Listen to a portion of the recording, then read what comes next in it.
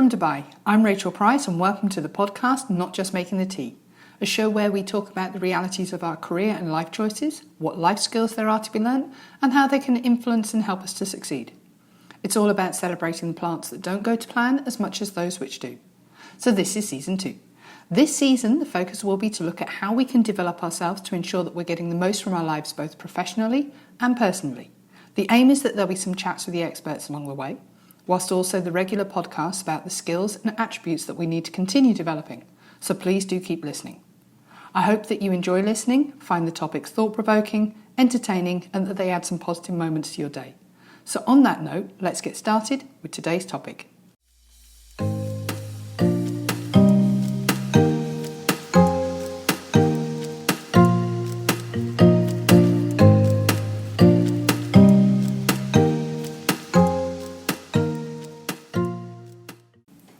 The 5 people you need to build your confidence team.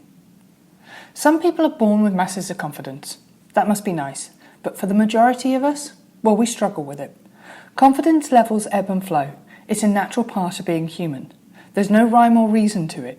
The same person who can effortlessly scale a wall 100 feet high might find public speaking to be the most nerve-wracking thing ever.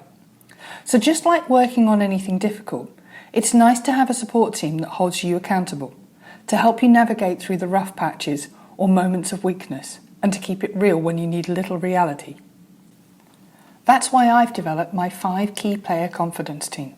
I think every person who is working on their self-worth should have these individuals on their side, whether it's on speed dial or sitting at the table with them.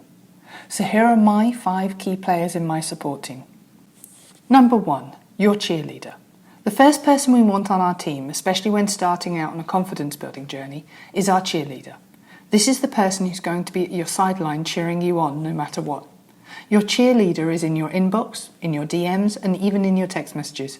Maybe they're even at your front door in the mornings with a hot coffee and a donut. They're that good. Your cheerleader is ready to get you through the day and event, with a ready list of your strengths and accomplishments. Early on in your confidence building, you might find rough patches in the road, and you need someone smiley and encouraging to navigate those moments without any tough love or second guessing. In moments of weakness and reduced confidence, your cheerleader is there for you, to lift you out of the funk with no questions asked.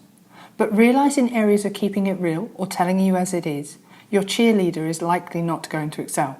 But that's okay, we have other team members for that.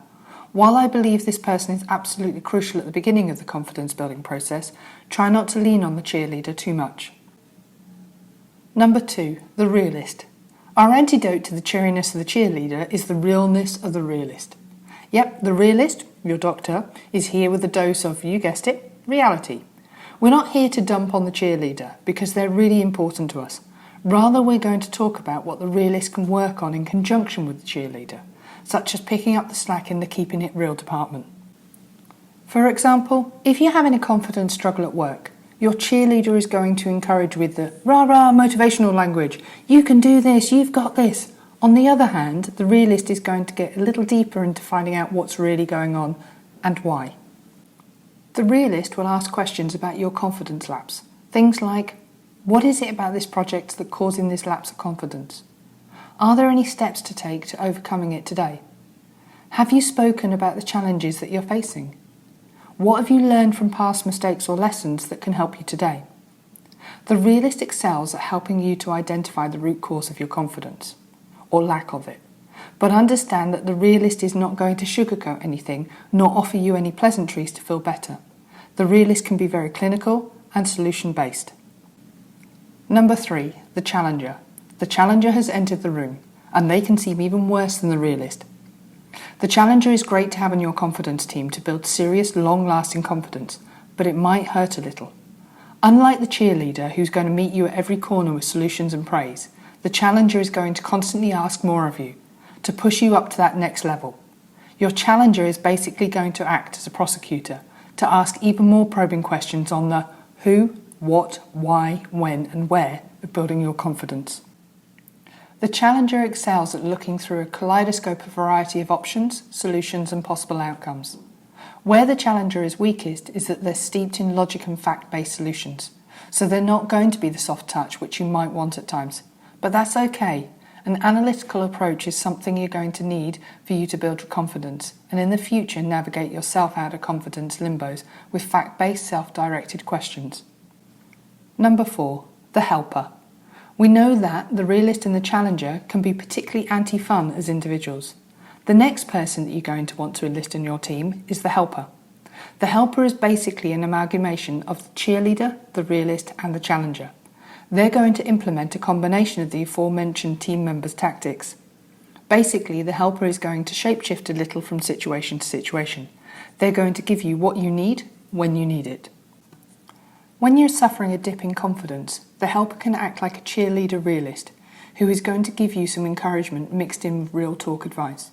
When you've made a big mistake that has caused your confidence to plummet, the helper can act as more like a realist challenger by forcing you to figure out why you made the blunder and how to proceed from there. The helper's work is never done because they're always assisting you in your growth. Work with your helper to build habits that build confidence. Like your favourite teacher ever, the helper knows intuitively when to give you the best bits of themselves.